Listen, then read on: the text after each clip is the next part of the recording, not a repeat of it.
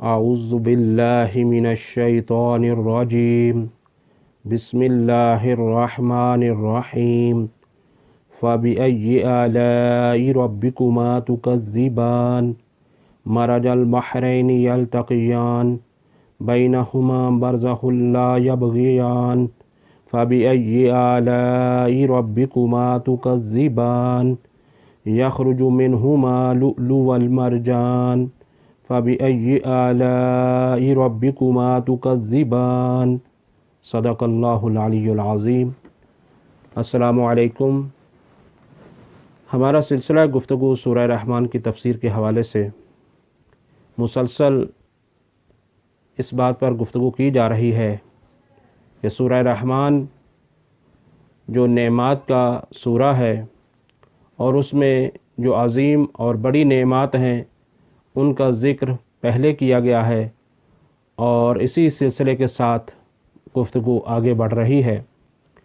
جیسا کہ پروردگار عالم نے سورہ رحمان کے ابتدائی میں ارشاد فرمایا، الرحمن علم القرآن خلق الانسان علمہ البیان، رحمان کہ جس نے قرآن کی تعلیم دی اور انسان کو خلق فرمایا اور پھر بیان کی تعلیم دی، اور اسی طرح سے نعمات کا سلسلہ جاری و ساری کہ زمین کا فرش بچھایا، آسمان کا شامیانہ بچھایا، ان میں سے سبزیجات کو اگایا، اور پھر اسی طرح سے میوے اور پھلاجات کو ذکر فرمایا ہے۔ پھر اسی طرح سے مشرق و مغرب، چاند سورج کا ذکر ہوا۔ تو عزیزان گرامی، یہ نعمات انتہائی اہم ترین نعمات ہیں۔ اسی طرح سے جہاں تک اب ہماری گفتگو پہنچ چکی ہے، اب نعمات کا سلسلہ اس سے آگے بڑھتا ہے۔ وہ آسمانی اور زمینی نعمات کا تذکرہ تھا، آج یہاں سے جو گفتگو شروع ہو رہی ہے یہ ہے دریائی سمندری نعمات کا ذکر، کہ یہ بھی ایک بہت بڑی نعمت ہے۔ لہٰذا اس اعتبار سے یہ ہے کہ پروردگار عالم نے ارشاد فرمایا،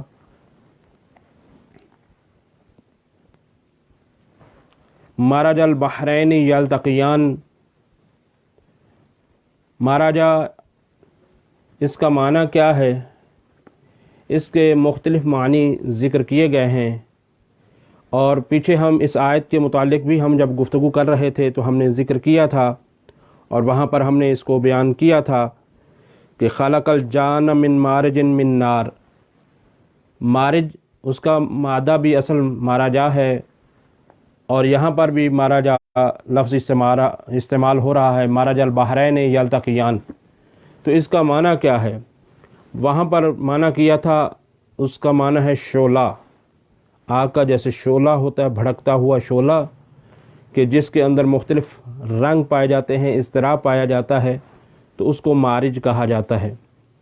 اسی طرح سے یہ ہے کہ ماراجا کا وہی مادہ ہے، لیکن اس کے مختلف معنی اور بھی ہیں۔ ان میں سے ایک لفظ ہے، ماراجا کا معنی ہے ارسال کرنا، روانہ کرنا، بھیجنا، جیسے مجیع و ذہاب کا معنی بھی لیا جاتا ہے، یعنی مجیع آنا، ذہاب جانا۔ تو یہ اس طرح سے معنی کا بھی استعمال ہوا ہے۔ جیسے یہ لفظ عام طور پر استعمال ہوتا ہے، مثلا صحراؤں میں اگر کسی نے اپنے حیوانات کو ریوڑ میں یا کسی ایسی جگہ پر چھوڑا ہو کہ جہاں پہ خوراک ہو اور گھاس، یہ ساری چیزیں ہوں، تو عرب اس وقت بولتا ہے مرجت الدابہ، میں نے اپنے حیوان کو گلے سے نکال کر چھوڑا اور اس باغ کی طرف چھوڑا کہ جہاں پر یہ خوراک کا خاص انتظام ہے۔ تو یہ اس معنی میں استعمال ہوتا ہے، اور یہاں پر بھی یہی ہے کہ تقریباً اسی معنی میں استعمال ہو رہا ہے، یعنی روانہ کرنے کے، جاری کرنے کے معنی میں استعمال ہو رہا ہے۔ یہ ہے ماراجا کا معنی۔ اب اس کے بعد مرج البحرین، عربی زبان کے اندر ذکر کیا گیا ہے کہ تثنیہ بھی ہے اور جمع بھی ہے، کیونکہ عام زبانوں کے اندر یا مفرد ہے یا جمع ہے، لیکن عربی کے اندر تین چیزیں ہوتی ہیں، یا مفرد ہوتا ہے، مفرد یعنی ایک پر ذکر کرنے والا، اسی طرح سے تثنیہ دو پر اطلاق ہوتا ہے اس کا، جمع 3 اور 3 سے زیادہ پر۔ اب یہ ہے کہ یہاں پر یہ ذکر ہو رہا ہے مرج البحرین۔ اب دیکھنا یہ ہے کہ بحرین کا معنی کیا ہے، یعنی 2 خاص چیزیں ہیں۔ یہ جمع ہے بحر، یہ تثنیہ ہے بحر کا۔ بحر کسے کہا جاتا ہے؟ بحر عربی کے اندر دیکھیے یہاں تھوڑا سا دقیق معنی ہے، اور اگر آپ کے گھروں میں قرآن موجود ہو تو آپ اس کا خود بھی ملاحظہ کر سکتے ہیں، مطالعہ فرما سکتے ہیں۔ بحر کا معنی جو قرآن کے اندر بھی مختلف لوگوں نے ترجمہ کیا ہے، کسی نے اس کا معنی دریا کیا ہے، کسی نے اس کا معنی سمندر کیا ہے۔ میری جہاں تک کوشش ہوتی ہے کہ میں ایک محنت کر کے ایک سادہ بھی کوشش کرتا ہوں کہ کسی حد تک لفظ معنی سادہ بھی ہو جائے، کہ عام فہم ہو جائے، اور یہ بھی ہے کہ دقیق بھی ہو۔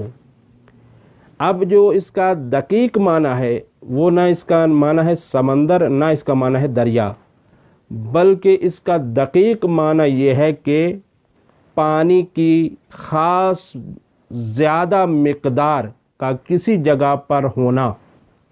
دوبارہ دہرا رہا ہوں، یعنی پانی کی کثیر تعداد کا کسی جگہ پر ہونے کو بحر کہا جاتا ہے۔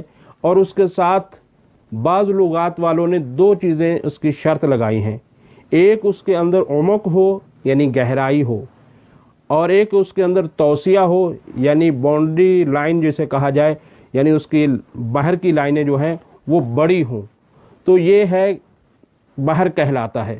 اب یہ صفت اگر سمندر میں پائی جائے تو وہ سمندر بحر کہلائے گا، اگر یہی صفت دریا کے اندر جو ہمارے ہاں دریا جیسے کہا جاتا ہے اگر اس میں پائی جائے تو دریا کہا جائے گا۔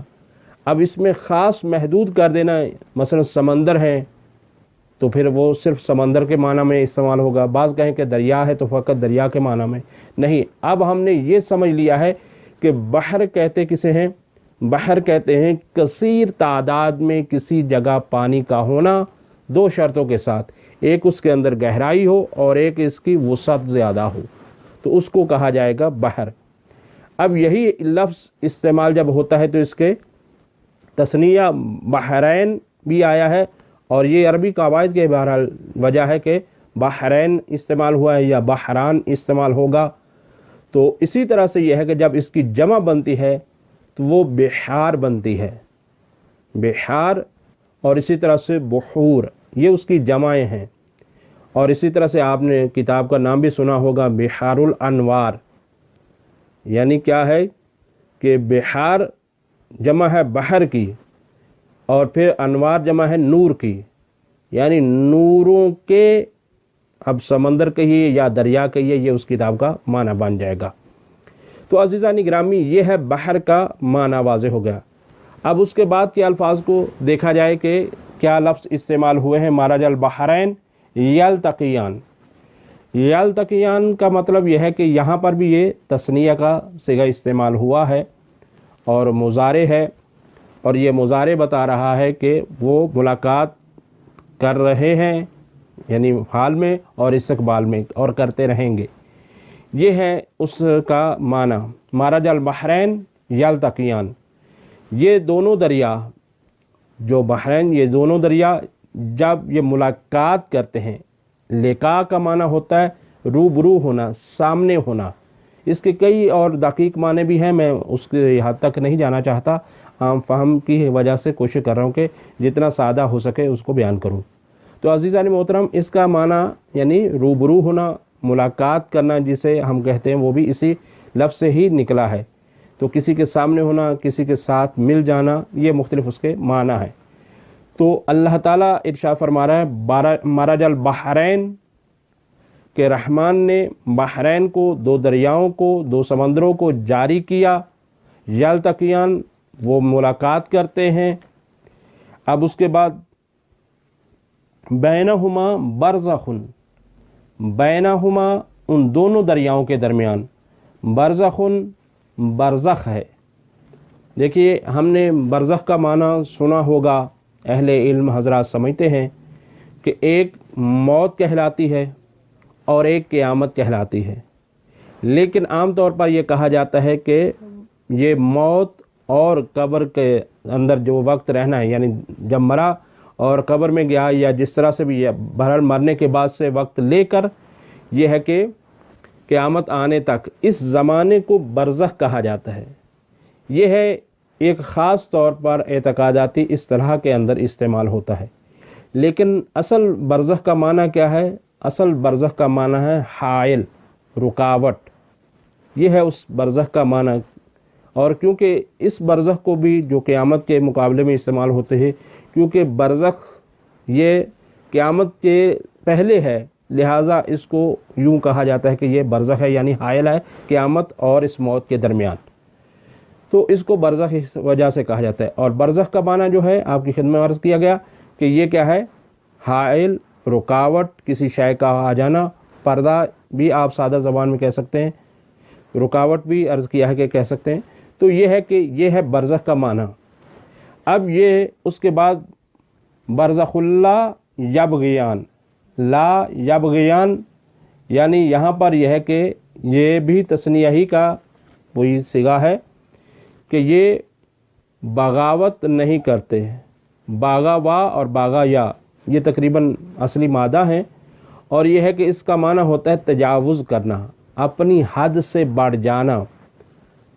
جو جس طرح سے لفظ باغی بھی استعمال ہوتا ہے تو وہ بھی اصل میں اسی وجہ سے کہ جو کہا جاتا ہے کہ حکومت کے خلاف اپنے آپ کو لے کر آتے ہیں اور اس کے مقابلہ کرتے ہیں، تو اس کو کہا جاتا ہے وہ اپنی حد سے بڑھ گئے تو وہ باغی ہو گئے، تو یہ لفظ استعمال بھی ہوتا ہے۔ تو باغا یا کا معنی ہوتا ہے طغیانی، تجاوز، اپنی حد سے زیادہ بڑھ جانا۔ تو یہ ہے کہ یہاں پر یوں ارشاد فرما رہے ہیں کہ بینہما برزخ، ان کے درمیان برزخ ہے، رکاوٹ ہے، لا یبغیان، دونوں ایک دوسرے پر تجاوز نہیں کرتے۔ توجہ بہت، دونوں کے لیے کہا جا رہا ہے، یہ نہیں کہا جا رہا کہ ان میں سے ایک دریا دوسرے پر تجاوز نہیں کرتا، نہیں، دونوں ہی ایک دوسرے پر تجاوز نہیں کرتے۔ جب ایسا ہے کہ اللہ نے تمہارے لیے دریاؤں کو روانہ کیا اور پھر جب وہ ملاقات کرتے ہیں اور بینہما برزخ، ایک برزخ کو رکھا، ایک رکاوٹ کو رکھا، لا یبغیان، اور وہ دونوں ایک دوسرے پر تجاوز نہیں کرتے، یہ ساری چیزیں آپ کے سامنے ہیں۔ فَبِأَيِّ آلَاءِ رَبِّكُمَا تُكَذِّبَانِ، تو پھر تم اپنے پروردگار کی کون کون سی نعمت کو جھٹلاؤ گے؟ یہ ایک نعمات ہیں، یہ دریائی نعمات کا پروردگار عالم یہاں پر ذکر کر رہا ہے، اور انشاءاللہ تعالیٰ اس کے بعد کچھ چیزیں بھی پیش کروں گا، وہ بھی ملاحظہ فرمانے والی ہیں، اور وہ زیادہ اس حوالے سے سازگار ہے کہ فَبِأَيِّ آلَاءِ رَبِّكُمَا تُكَذِّبَانِ۔ عزیزان گرامی، یہ آیات اس طرح سے، اور پھر یخرج منہما، اور پھر اللہ رحمان ان دونوں میں سے نکالتا ہے، یعنی نکالتا ہے، حال اور مستقبل دونوں کا معنی مضارع استعمال ہوا ہے۔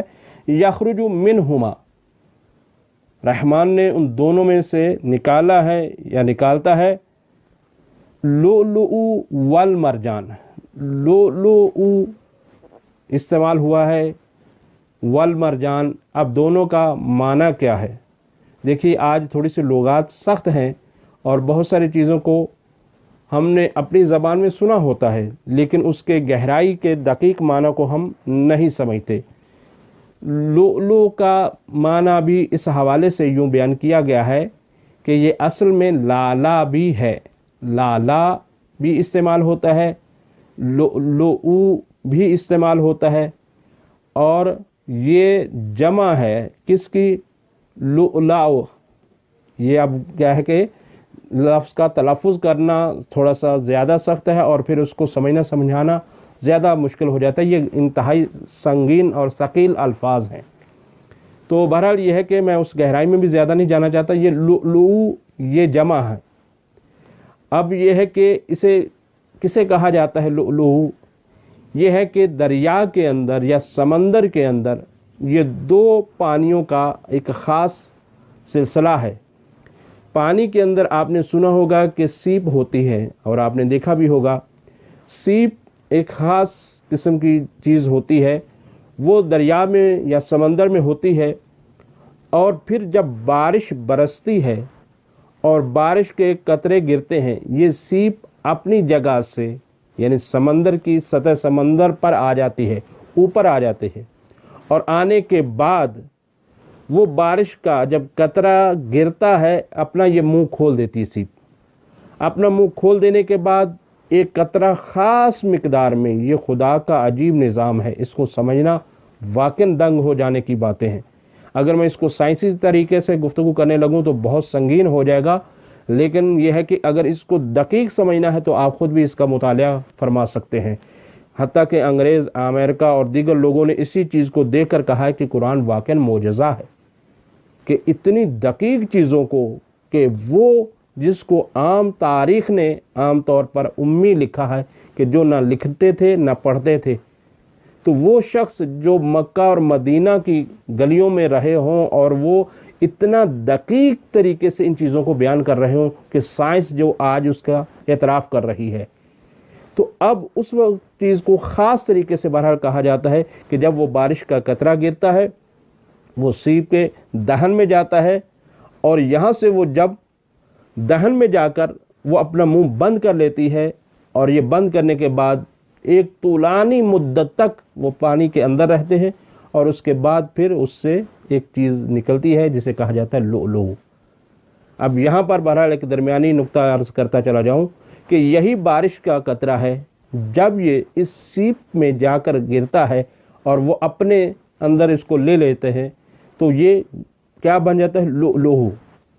लेकिन यही बारिश का कतरा जब सांप मुंह खोलता है तो उसके मुंह में जब गिरता है तो ये जहर बन जाता है। तो पानी का कतरा तो एक ही है, तो इसका मतलब ये हुआ कि ज़र्फ़ का फ़र्क है। जैसा ज़र्फ़ होगा वैसा मज़रूफ़ हो जाएगा, यानी उसमें आने वाला भी ऐसा ही हो जाएगा। इसी वजह से कहा जाता है कि अपने आप को पाको पाकीज़ा रखें ताकि आपकी औलाद भी पाको पाकीज़ा हो जाए। जैसा ज़र्फ़ वैसा मज़रूफ़। तो अज़ीज़ान गिरामी, इस चीज़ के ऊपर ख़ास तवज्जो की बहरहाल ज़रूरत है। अब यह है कि इसे कहा जाता है लुअलुअ, वल मरजान ये उससे बड़ा होता है। तो अब इसको भी, ये भी एक उसी तरह से चीज़ों में से शुमार है, जैसे लुअलुअ है इसी तरह से मरजान भी है। और मरजान के भी लफ्ज़ों के ऊपर कई लुगात के लोगों ने गुफ्तगू की है कि मरजान लफ्ज़ मराजा से निकला है या मरजान यही 4 हरफी है, अलग से ज़िक्र हुआ। बहरहाल मैं लुगत में उसमें ज़्यादा आप लोगों को ज़हमत नहीं देना चाहता, लेकिन इतना मतवज्जे कर देना चाहता हूँ कि ये भी उसी तरह से ही है। अब इसी को मोती और मूंग हमारे उर्दू वालों ने जो तर्जमे कर रखे हैं, क्योंकि बहुत सारे अल्फाज ऐसे हैं कि जो हम अब उर्दू में मुश्किल होता है उसका माना करना, क्योंकि वसा तो उतनी है नहीं, तो समझना समझाना इंतहाई मुश्किल होता है। बहरहाल ये है कि यखरुजु मिनहुमा लुअलुअ वल मरजान फ़बिअय्यि आलाइ रब्बिकुमा तुकज़्ज़िबान। तो तुम अपने परवरदिगार की किन किन नेमतों को झुटलाओगे। अज़ीज़ान गिरामी, यहाँ पर ये हमें बतलाया जा रहा है कि अल्लाह ताला की तरफ से मुख्तलिफ़ नेमात हैं। उन नेमात को अल्लाह ताला मुख्तलिफ़ अंदाज में बयान फरमा रहा है, और बयान करके हमें मुतवज्जे कर रहा है कि ये नेमात हमने ज़मीन से भी आपको दी हैं, आसमान से भी दी हैं, और दरियाओं से भी दी हैं।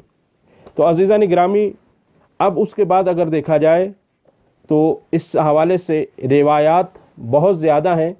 अगर इसको पढ़ा जाए तो अगर तफसीर रिवाई में आते हैं तो तफसीर रिवाई के अंदर इसका इंतहाई दकीक तरीके से, और ये रवायात ऐसा है कि बहुत सारी तफासिर के अंदर ये रवायात मौजूद हैं। देखिए, एक वो हैं तफासिर जो आपको ये सामने नज़र आ रही हैं, और इसके अलावा तकरीबन ये मेरे सामने लैपटॉप मौजूद है, इसके अंदर 70 से ज़्यादा तफासिर मौजूद हैं, और जिनमें से अहम तफासिर का कोशिश करता हूँ कि मुतालिया करके आपके सामने उसका ख़ुलासा पेश कर सकूँ। तो अज़ीज़ान गिरामी, ये तफसीर कुम्मी के अंदर मोहम्मद बिन इब्राहीम उन्होंने भी ज़िक्र किया है, और नूरुस सकलैन के अंदर भी ये ज़िक्र है, तफसीर बुरहान के अंदर भी है, और भी बहुत सारी तफासिर के अंदर ये रवायत मौजूद है कि जिसको इरशाद फरमाया गया है। और ये रिवायत इमाम जाफ़र सादिक़ अलैहिस्सलाम से रिवायत है, और रिवायत यह है कि इसी आयत के ज़ैल में मासूम फरमाते हैं कि देखो कि असल क्या नेमत है, और उस तरफ मुतवज्जो होने की ज़रूरत है। बाकी यह है कि इसको इस हवाले से अगर देखा जाए تو मासूम ने इन चीज़ों को बयान किया है। एक देखिए, एक होता है ज़ाहिर आयात का और एक होता है बातिन। ज़ाहिर आयात वही हैं जो अल्फाज के लुग़वी माना जब हम करते हैं तो उससे हमें ज़ाहिर समझ में आता है कि इसका ये माना है, इसका ये माना है। लेकिन बातिन जो होता है वो बातिन ऐसे समझ में नहीं आता, वो मासूम बयान फरमाते हैं, यानी पैगंबर की ज़ात खुद इरशाद फरमाती है या उनके बाद में आने वाली मासूम हस्तियाँ वो बयान फरमाती हैं कि इस आयत का बातिन क्या है। और तफसीर के ये उलूम कुरानी में भी है और उलूम हदीस और इसी तरह से सारी चीज़ों में कि इसका ये मतलब नहीं कि अगर हमने ये बात कह दी है तो वो दूसरी चीज़ इसकी नहीं है। देखिए, बाज़ दफ़ा यह है कि मिस्दाक इसके मुतअद्दिद हो सकते हैं, एक ज़ाहिरी मिस्दाक है और एक बातनी मिस्दाक है, यानी उसके ऊपर तत्बीक कर रहा है, उसको बता रहा है कि ये भी हो सकता है। ज़ाहिरी और मादी और इस मटेरियल की दुनिया में हम ये देखते हैं तो यही जो दरिया को बयान किया गया है आज वीडियो की शक्ल में भी मौजूद है कि वो दरिया इस तरह से हैं कि वो चलते रहते हैं और आपस में मिलते नहीं हैं, दोनों का रंग और जायका भी अलग अलग रहता है। और यहाँ पर भी यह है कि अलग अलग दोनों चीज़ें हैं, ये दो दरिया हैं। बहरहाल मैं अगर उसी को दोबारा अगर गुफ्तगू करने लगूँ तो वो ज़्यादा गुफ्तगू हो जाएगी, कि वरना यह है कि दो दरिया हैं, दो अलग हैं। एक मीठा दरिया जिसे कहेंगे, जिसे पानी मीठा भी कहा जाता है, तो एक है नमकीन। नमकीन जो दरिया है वो इस वजह से है कि ताकि दरियाओं और समंदरों के अंदर जो रहने वाली मखलूक है वो ज़िंदा रह सके, उसके लिए ज़रूरी है कि वो नमकीन पानी हो। और जो हम जैसे सहराई लोग हैं, बर्री लोग हैं, जो ज़मीन पर रहते हैं, हम यह है कि नमकीन पानी पी नहीं सकते, लिहाजा अल्लाह ताला ने हमारे लिए मीठे पानी का इंतज़ाम किया है। असल यही है, बाकी बाज़ जगहों पर अगर नहीं है तो वो किसी और वजह से है। तो अज़ीज़ान गिरामी, ये है दो पानियों का असल में इंतज़ाम। अब यह है कि मासूम जो इस रिवायत का बातिन है उसको बयान फरमा रहे हैं और बहुत तवज्जो की ज़रूरत है। मैंने अर्ज़ किया है कि ये बहुत सारी तफासिर के अंदर मौजूद है, तफसीर कुम्मी के अंदर भी ये रिवायत मौजूद है और उसमें इमाम जाफ़र सादिक़ अलैहिस्सलाम फरमाते हैं मरजल बहरैन यल्तक़ियान, इससे मुराद ये है कि हज़रत अली अलैहिस्सलाम और हज़रत फ़ातिमतुज़ ज़हरा सलामुल्लाह अलैहा। ला यबगा अहदुहुमा अला साहिबिही, ये उसके ब्रैकेट में बयान किया गया है कि ये दोनों दरिया हैं, बहरान यमीकान, दोनों अमीक हैं, दोनों दरिया इंतहाई अमीक हैं। ला यबगा अहदुहुमा अला साहिबिही, ये दोनों एक दूसरे पर तजावुज़ नहीं करते, यानी अपने हद में रहते हैं जिसे कहा जाए आम सादा ज़बान में। तो वो ये है कि ये बयान किया जा रहा है कि ये दोनों दरिया ऐसे हैं कि जो एक दूसरे पर तजावुज़ नहीं करते, हद से ज़्यादा नहीं बढ़ते। और रिवायत ये बयान कर रही है कि इन दोनों दरियाओं से क्या मुराद है, हज़रत अली अलैहिस्सलाम और हज़रत फ़ातिमतुज़ ज़हरा सलामुल्लाह अलैहा। यानी इसके में हमारे लिए दर्स ये है कि ये दो शख्सियतें ज़ाहिरी तौर पर रिश्ता ज़ौजियत में कायम है, तो रिश्ता ज़ौजियत में होकर ये एक दूसरे पर तजावुज़ नहीं करते। क्या मतलब, यानी यह है कि ये एक दूसरे पर ज़्यादती नहीं करते, ये एक दूसरे के हक़ को ज़ाया नहीं करते। जो जनाब सैयदा का हक़ है वो अली अलैहिस्सलाम अदा करते हैं और जो अली अलैहिस्सलाम का हक़ है वो जनाब सैयदा अदा करती हैं, और इनमें से कोई एक भी यह है कि किसी के हक़ को ज़ाया नहीं करता। लिहाजा मासूम ये फरमा रहे हैं। और फिर फरमाया यखरुजु मिनहुमा लुअलुअ वल मरजान, और इन दोनों से लुअलुअ निकलते हैं और मरजान निकलते हैं। ये लुअलुअ क्या है और मरजान क्या है, इसके माना को बयान फरमाया है अल हसन वल हुसैन, वो हसन और इमाम हुसैन अलैहिस्सलाम हैं। अज़ीज़ान गिरामी, और ये बयान करके ये चीज़ वाज़ेह की जा रही है कि ये वो हस्तियां हैं कि जो अजीम तरीन हस्तियां हैं, इनकी विलायत का भी इकरार करना है, इनकी मोहब्बत का भी दम भरना है, और इसी तरह से इनकी औलाद जो मासूमीन है उनको भी मानना ऐसे ही वाजिब है जैसे इन हस्तियों को मानना वाजिब है। लिहाजा परवरदिगार आलम हमें मुतवज्जे कर रहा है कि ये मैंने आपके सामने एक अजीम हस्तियों को रखा है فَبِأَيِّ آلَاءِ رَبِّكُمَا تُكَذِّبَانِ، اب تم کس طرح سے ہماری نعمات کا انکار کر سکتے ہو؟ ہماری دعا ہے پروردگار عالم ہمیں صحیح معنوں میں اور حقیقی معنوں میں معرفت معصومین علیہ السلام عطا فرمائے۔ الہی آمین۔ اللہم صلی علی محمد وآل محمد وعجل فرج آل محمد۔